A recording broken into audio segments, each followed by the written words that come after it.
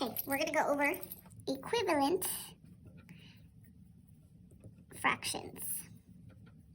Okay, and equivalent fractions are just equal fractions. So something like this, they're equal fractions. Well, how do you know they're equal fractions? Well, if you look here, they split up the 1/2 times 4.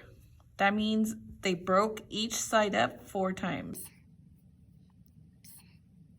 Okay, and that's how you get the 1/8. And then since it was only one side colored in, that's how you get the 4, okay? So let me show you how to get equivalent fractions. Okay, 3 different equivalent fractions. All you gotta do is choose one number you want to multiply here. So I'm gonna do times 2. And if I do it up here, I have to do it down here, times 2. 2 times 2 is 4. 5 times 2 is 10. This one goes back to this first one, okay? Because we're finding the equivalent fractions for this one, not for this one, only for this first one, okay? So what number do I want to multiply in this one? I can do times 5. I can choose any number, as long as you do it top and bottom, okay? 2 times 5 is 10. 5 times 5 is 25, okay? And now again, I go back to this first one, okay?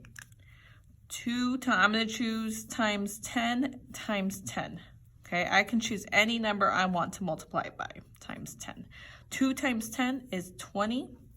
5 times 10 is 50. And that's how I get 3 different equivalent fractions. Here's another example of equivalent fractions. Let's do 2, 6, okay? And I have 3 different ones. Usually I can make 3 different ones and I can just multiply any number I want. I'm gonna do 2 times here. I'm gonna do times 6 times 6. 2 times 6 is 12. 6 times 6 is 36.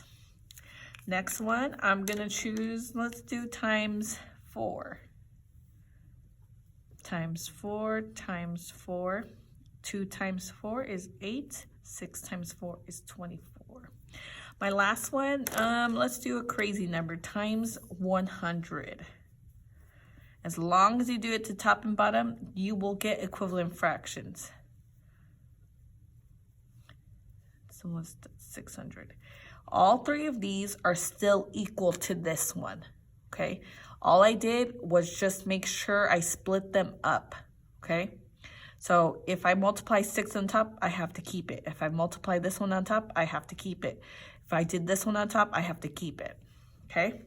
That's just a review of equivalent fractions.